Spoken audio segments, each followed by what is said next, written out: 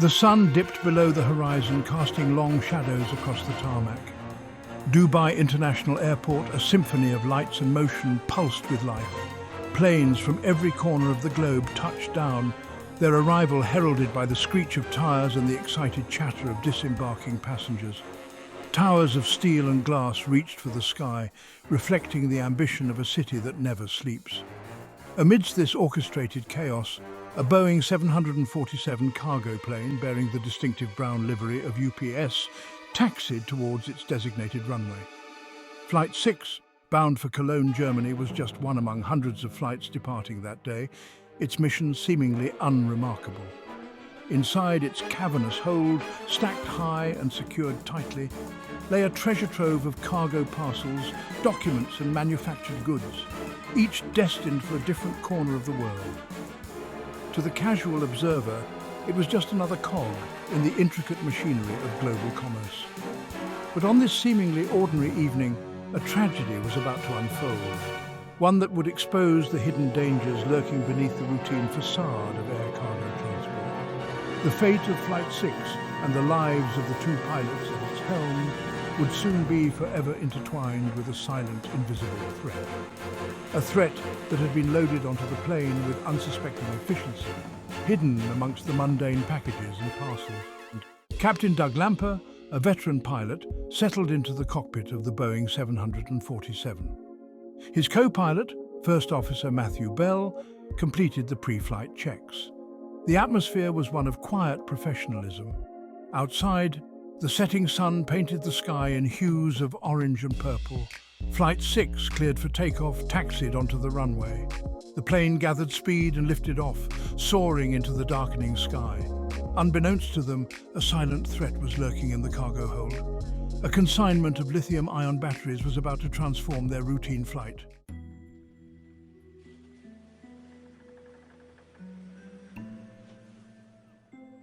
Lithium-ion batteries harbour a dangerous secret, a volatile cocktail of chemicals capable of igniting into an uncontrollable inferno. Packed tightly in the cargo hold of Flight 6, these batteries were about to become a deadly threat. The stage was set for a disaster. As Flight 6 climbed, the temperature inside the cargo hold began to rise. The thin, dry air at 35,000 feet provided the perfect environment for a fire. A single spark or slight impact could trigger a catastrophic chain reaction. The batteries would act as fuel, creating a raging inferno. In the cockpit, Captain Lamper and First Officer Bell were oblivious to the danger. They joked with air traffic control, sipped coffee and monitored instruments. The warning lights remained dark, unaware of the impending disaster. The clock was ticking, and the unseen peril was about to reveal itself. The routine cargo run was about to become a desperate struggle for survival. Deep within the belly of the massive Boeing 747, hidden amidst the mundane cargo, a silent threat was gathering force.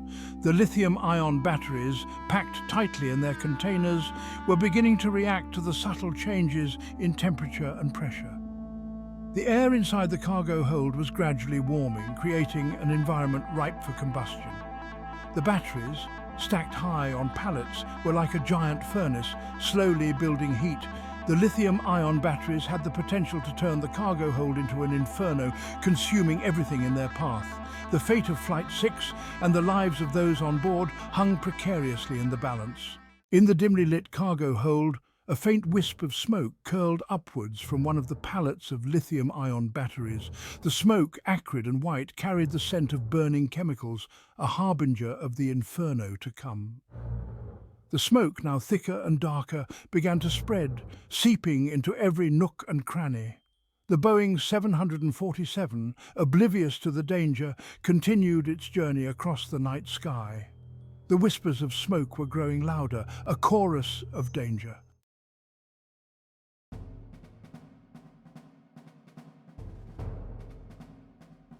High above the Earth, in the sterile environment of the cockpit, a red light flickered on the instrument panel. It was a subtle warning, easily missed amidst the array of gauges and dials. The light, accompanied by a soft chime, signaled a problem in the cargo hold. The pilots, their attention momentarily diverted, glanced at the warning light. However, even the most sophisticated technology is only as good as the humans who operate it. The warning light remained illuminated, and the soft chime morphed into a persistent tone. A fire was raging in the cargo hold, and they were in a race against time. The air in the cockpit took on a faint, acrid tang. It was a subtle change, but to the pilots it was a chilling confirmation of their worst fears. The smell of smoke, of burning plastic and electronics grew stronger. Captain Lamper reached for the radio microphone. He had to inform air traffic control and initiate emergency procedures. The fate of Flight 6 now rested on his shoulders. First Officer Bell worked furiously beside him. He monitored the aircraft's systems, preparing for the emergency descent. The first sign of trouble, that faint whiff of smoke, was a harbinger of chaos.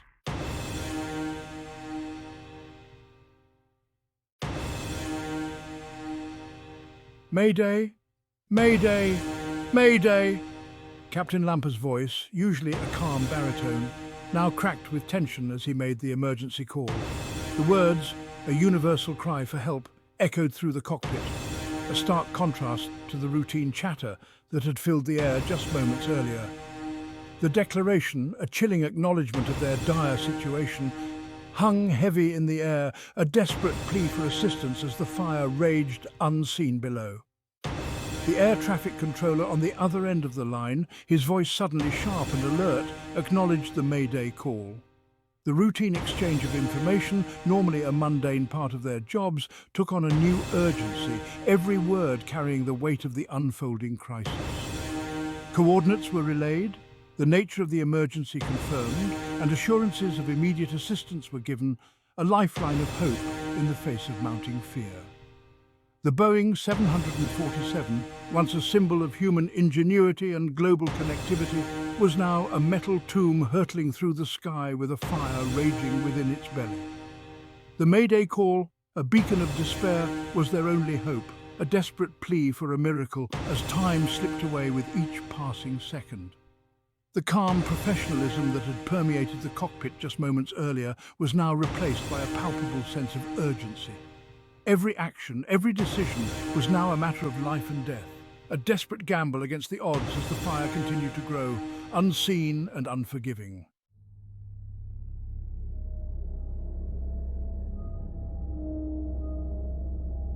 Smoke, acrid and black, began to seep into the cockpit, a sinister tendril snaking its way through the ventilation system, a harbinger of the chaos unfolding below.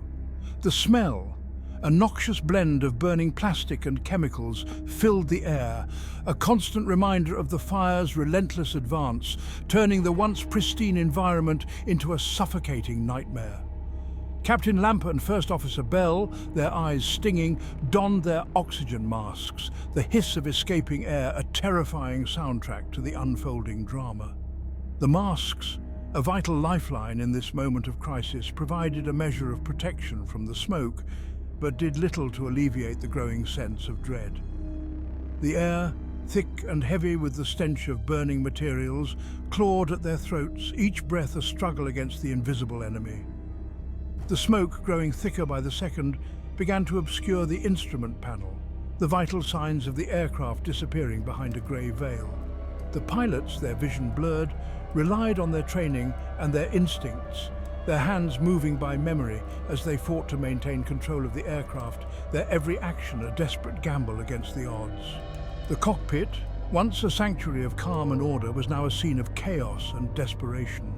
The smoke, a relentless and suffocating enemy, was slowly but surely overwhelming them, turning their once familiar surroundings into a terrifying and claustrophobic nightmare.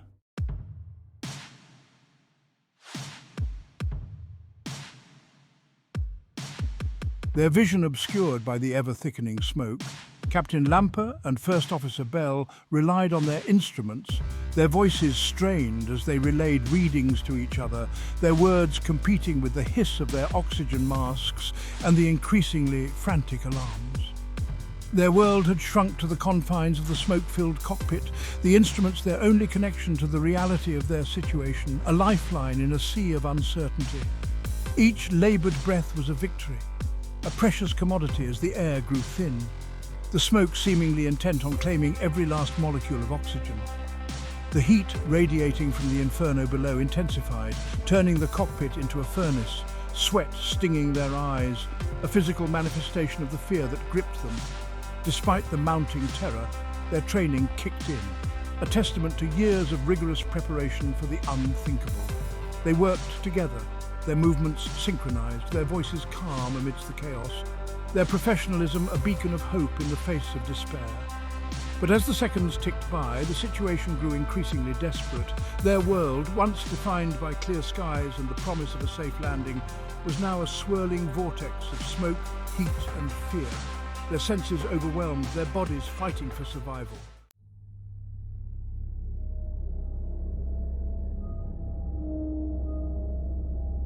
Section 4. The alarming silence. The cacophony of alarms suddenly ceased. The silence was far more terrifying, a chilling indication that the fire had breached vital systems. Captain Lamper's heart pounded, a drumbeat of fear against the eerie silence. "Dubai, we have multiple system failures," he reported, his voice steady. Every second counted, the information crucial to their survival. Controllers worked feverishly, clearing a path for the stricken Boeing 747. The silence in the cockpit remained unbroken, a terrifying testament to the fire's relentless advance.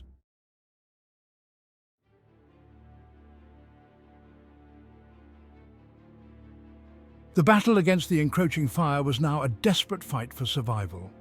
Captain Lamper and First Officer Bell, their movements hindered by the smoke and heat, worked tirelessly to regain control of the situation. Their training, honed over years of experience, was put to the ultimate test in a scenario that pushed the boundaries of their endurance. The fire suppression systems, although activated, struggled to contain the blaze. The lithium-ion batteries, once benign sources of power, had transformed into volatile incendiaries, their flames fueled by the very materials designed to protect them. The cargo hold, a tight maze of boxes and containers, became a crucible, the flames consuming everything in their path with a ferocity that defied containment. Captain Lamper's hands moved with mechanical precision as he adjusted the controls, his focus unwavering despite the mounting chaos. His voice, steady and commanding, cut through the haze as he coordinated with First Officer Bell. Each action was a calculated attempt to stabilize the aircraft, to wrest control back from the inferno that threatened to engulf them. Outside, the cold, indifferent night sky showed no sign of the turmoil within the aircraft. The stars, distant and unchanging, bore silent witness to the drama unfolding miles above the Earth. The Boeing 747, a giant of the skies, was now a fragile vessel, its fate hanging by a thread as the pilots battled against insurmountable odds.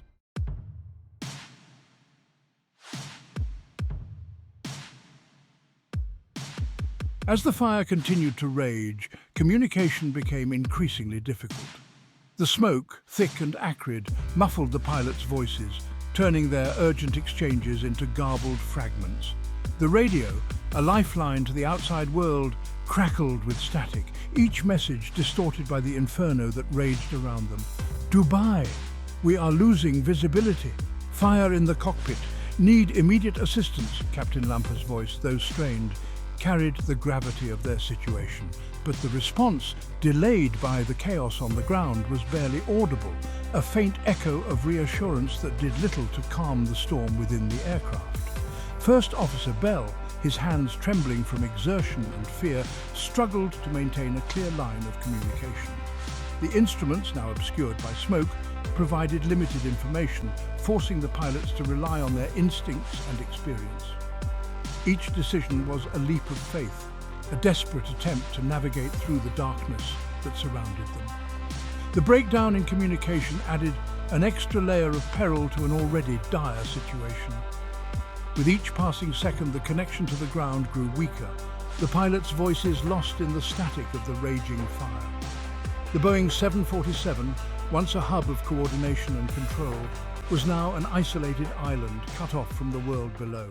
Desperation clawed at the edges of the pilots' resolve. The fire, relentless and unyielding, showed no sign of abating. Each breath was a struggle, a reminder of the hostile environment. "Mayday, Mayday," Captain Lamper repeated, his voice a beacon of defiance. The aircraft, though battered and burning, was still under their command.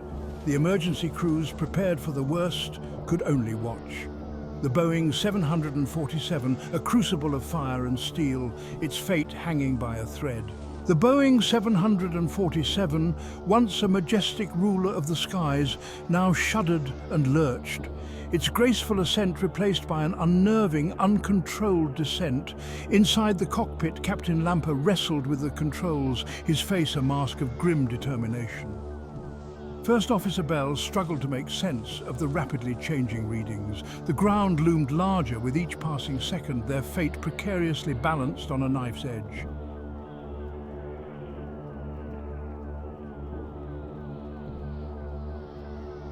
One by one, the instruments that served as their lifeline to the ground and their guide through the sky began to fail. The artificial horizon, which provided a visual reference for the aircraft's orientation, flickered and died, plunging the cockpit into an even deeper darkness. The altimeter, which tracked their altitude with unwavering accuracy, stuttered and froze, its digital display a mocking reminder of their dwindling options. Captain Lamper, his senses overloaded, fought to maintain his composure. He relied on his years of experience, his gut instincts, and the faint hope that somehow, some way, they might regain control of the stricken aircraft. He barked orders to First Officer Bell, his voice a strained whisper against the background cacophony of failing systems and the ever-present roar of the fire. The radio, their only link to the outside world, crackled and hissed, its signal intermittent and weak. The comforting voices of air traffic control, which had guided them through countless routine flights, now faded in and out, replaced by bursts of static and the chilling silence of a broken connection. The Boeing 747, once a marvel of engineering, now resembled a wounded bird. Its wings clipped, its senses dulled, its fate precariously balanced on the edge of a knife. The pilots, their hopes dwindling with each passing second, knew that they were engaged in a desperate battle against forces beyond their control.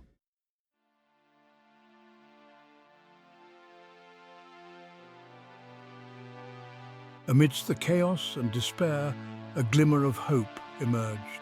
Through the smoke-filled windshield, Captain Lamp caught sight of a series of blinking lights in the distance. He recognized them instantly, the runway lights of Dubai International Airport, beacons of civilization in a sea of darkness. "We've got the runway in sight," Captain Lamper shouted, his voice laced with a mix of relief and renewed determination. The words, though spoken in the face of overwhelming odds, seemed to inject a surge of energy into the cockpit, a shared flicker of hope in the midst of their desperate struggle. First Officer Bell, his spirits lifted by his captain's words, struggled to adjust the aircraft's course, his hands moving instinctively despite the failing instruments. Every fibre of his being was focused on guiding the crippled aircraft towards those distant lights, towards the promise of salvation. The Boeing 747, responding sluggishly to their commands, banked precariously, its wings dipping dangerously close to the ground. The runway lights, now closer but still tantalizingly out of reach, became their sole focus, a beacon of hope in the encroaching darkness.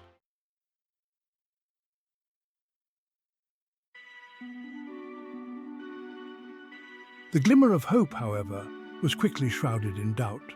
The terrain below, once a distant blur, now rushed towards them with alarming speed. The Boeing 747, its systems compromised, its wings struggling to find lift, was losing altitude rapidly, its descent becoming increasingly difficult to control. Captain Lamper, his gut clenching with each passing second, knew that they were running out of time and options. The fire, an unyielding adversary, had robbed them of precious altitude and control, leaving them at the mercy of gravity's relentless pull. "We're not going to make it," First Officer Bell whispered, his voice barely audible above the roar of the wind and the whine of the engines. The words, spoken with a calmness that belied the terror that gripped him, hung heavy in the smoke-filled cockpit. The runway lights, once a beacon of hope, now seemed like a cruel illusion, a mirage in the desert of their despair. The ground, hard and unforgiving, awaited their arrival, a stark reminder of the fragility of life and the unforgiving nature of fate. At 7:42 p.m., the inevitable occurred. The Boeing 747 collided with the ground near Nad al-Sheba military base. The impact was catastrophic. The aircraft disintegrated upon contact, debris scattered across the desert landscape. The night sky was lit by the fiery explosion. The sound echoed through the quiet desert. The fire found new fuel in the cargo. Flames painted the horizon with hues of orange and red. The inferno burned with fierce intensity. For Captain Doug Lamper and First Officer Matthew Bell, there was no chance of survival. The emergency response teams, clad in protective gear, braved the searing heat as they approached the crash site.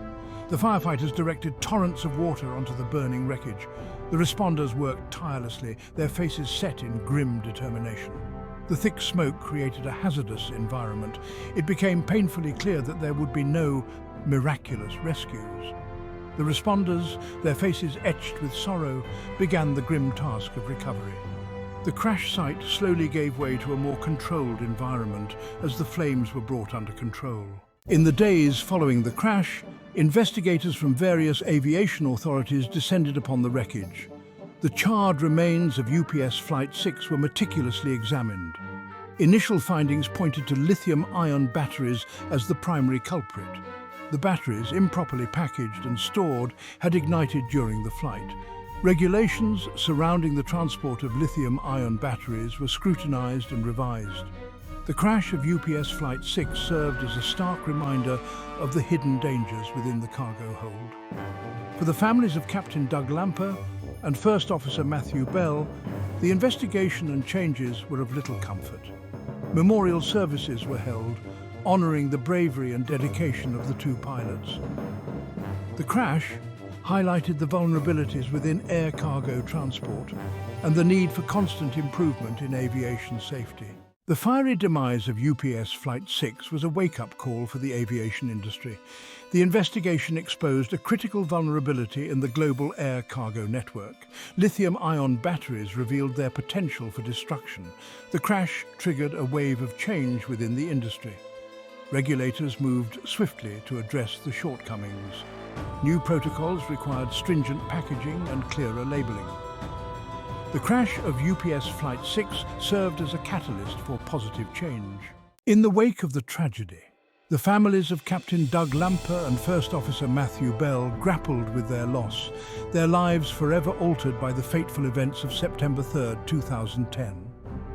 The aviation community mourned the loss of two skilled professionals, honored the memory of the fallen pilots, their dedication to their duty, and their unwavering professionalism in the face of danger.